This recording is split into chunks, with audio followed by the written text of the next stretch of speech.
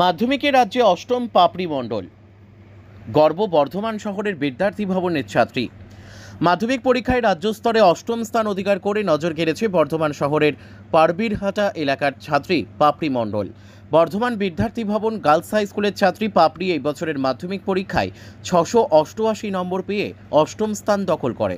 ছোটবেলা থেকেই পড়াশোনার প্রতি গভীর আগ্রহ ছিল তার। শুধু পাঠ্য বই নয়, গল্প ও কবিতা পড়তেও ভীষণ ভালোবাসে পাপড়ি। এমনকি অবসর সময়ে লেখালেখিতেও মন দিত সে। পড়াশোনার সঙ্গে সৃজনশীল চর্চার এই সুন্দর মেলবন্ধনই তাকে আলাদা করে তুলেছে বলে মনে করছেন তার শিক্ষক শিক্ষিকা। ফল প্রকাশের পর থেকেই পরিবারে এবং পাড়া পড়শি মহলে খুশির হাওয়া। সংবাদ মাধ্যমকে দেওয়া প্রতিক্রিয়ায় পাপড়ি জানায়, এই সাফল্যের পেছনে আমার পরিবারের পাশাপাশি স্কুলের শিক্ষক শিক্ষিকাদের অবদান অপরিসীম। তবে সবচেয়ে বেশি অবদান আমার মায়ের। সবসময় পাশে থেকেছেন, প্রেরণা জুগিয়েছেন। পাপড়ির মা পূর্ণিমা মণ্ডল একজন গৃহবধূ এবং বাবা দেবাশিস মণ্ডল পেশায় একজন দর্জি। সাদামাটা পরিবারে বড় হওয়া পাপড়ি বরাবরই নিজের লক্ষ্যকে স্পষ্টভাবে আঁকড়ে ধরে এগিয়েছে। সে জানিয়েছে, বাড়িতে নির্দিষ্ট সময় মেনে সে পড়াশোনা করত, কোনো কোচিং বা বাড়তি গাইডের ওপর নির্ভর করেনি। ভবিষ্যতে সে একজন ফরেস্ট অফিসার হতে চায়। পরিবেশ ও জীব জগৎ নিয়ে তার গভীর আগ্রহ রয়েছে বলেও জানিয়েছে পাপড়ি। তার এই স্বপ্ন পূরণের পথে প্রথম ধাপেই এমন কৃতিত্ব তাকে অনেকটাই এগিয়ে দিয়েছে। পাপড়ির এই অসাধারণ সাফল্যে গর্বিত তার স্কুল বিদ্যার্থী ভবন গার্লস হাই স্কুল। স্কুল কর্তৃপক্ষ এবং শিক্ষক শিক্ষিকারা জানান, পাপড়ি বরাবরই মেধাবী ও মনোযোগী ছাত্রী। তার ভবিষ্যৎ আরও উজ্জ্বল হোক, এই কামনাই সকলের।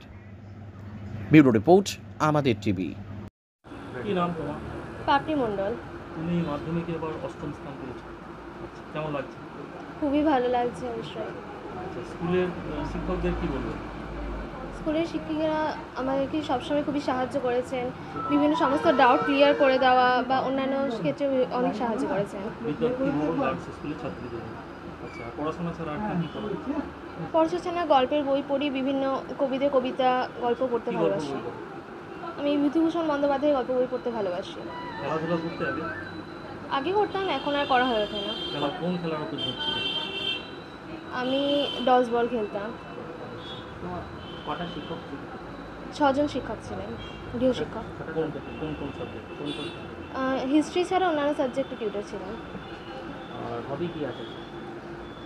হবি গল্পের বই পড়া। আর এরপর কি করবে? পড়াশোনা শেষ করবে? আমি একজন ফরেস্ট অফিসার হতে চাই, এগ্রিকালচার নিয়ে পড়াশোনা করতে চাই। তোমার প্রাপ্ত নম্বর কত? 688। মার্কসগুলো জানতে পেরেছো? না, এখনো জানতে কোন পারিনি। স্থান অধিকার করেছে? অষ্টম স্থান। কোন স্কুলে পড়ো? বর্ধমান বিদ্যার্থী ভবন গার্লস হাই স্কুল। আচ্ছা, এই পড়াশোনার এই সাফল্যের পেছনে কার অবদান বেশি? সব থেকে বেশি অবদান আমার মায়ের। মায়ের নাম কি? পূর্ণিমা মণ্ডল, উনি কি করে? হাউসওয়াইফ।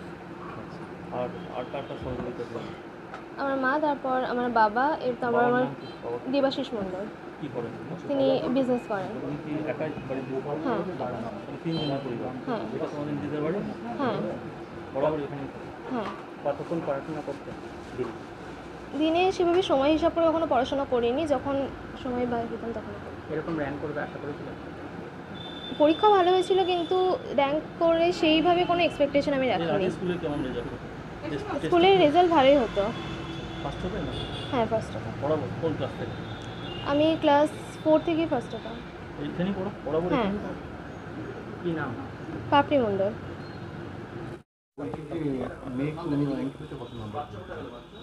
র্যাঙ্ক হয়েছে অষ্টম হয়েছে, 688 পেয়েছে। মেয়ের নাম পাপড়ি মণ্ডল, বিদ্যার্থী গার্লসে। কেমন লাগছে? আমার লাগছে সেটা তো ভাষায় প্রকাশ করা যায় না। ধরুন আশা করতে হ্যাঁ, আশা তো ছিল অবশ্যই, তবে ইংরাজিটা একটু খারাপ হয়েছিল, ওই জন্য খুবই টেনশনে ছিল যে র্যাঙ্ক আসবে নাকি। কোন কোন সাবজেক্টে কত পেয়েছে সেটা এখনো পাইনি। না। এই যে রাজ্যের মধ্যে অষ্টম হয়েছে, কি বলবেন, কিরকম ভাবে পড়াশোনা করছিল বলতে ও কিন্তু ভালোবেসে পড়ে, যে প্রতিদিনকার কাজ প্রতিদিন করে। স্যাররা যে কাজগুলো দিল সেই দিন যে পরবর্তীকালে করবো সেইটা করে না। কোন সাবজেক্টের উপর বেশি জোর দিত? ওর ম্যাথটা ভীষণ ভালো লাগে আর ফিজিক্সটা ভালো লাগে। পড়াশোনার পাশাপাশি কি করে? পড়াশোনার পাশাপাশি গল্প কবিতা একটু লিখত, কিন্তু এখন অতটা আর সময় দিতে পারে না। কিন্তু খেলাধুলা করে, গল্প বইয়ের নেশা প্রচণ্ড পড়ার। কতক্ষণ পড়তো সারাক্ষণ? সেটা নির্দিষ্ট কোনো টাইম নেই, যতক্ষণ ভালো লাগতো। আজকে আর ভালো লাগছে না, আজকে ঠিক আছে, আজকে আর পড়লো না। কন্টিনিউ যে পড়া সেটা কিন্তু পারতো না, একটু ওর মধ্যে ধরুন পড়তে পড়তে ভালো লাগছে না, একটু ঘুরে এলো, এইটাই। টিউশন টিচার কতজন ছিল? টিউশন টিচার বলতে ইতিহাস বাদে সব সাবজেক্টেরই টিচার ছিলেন।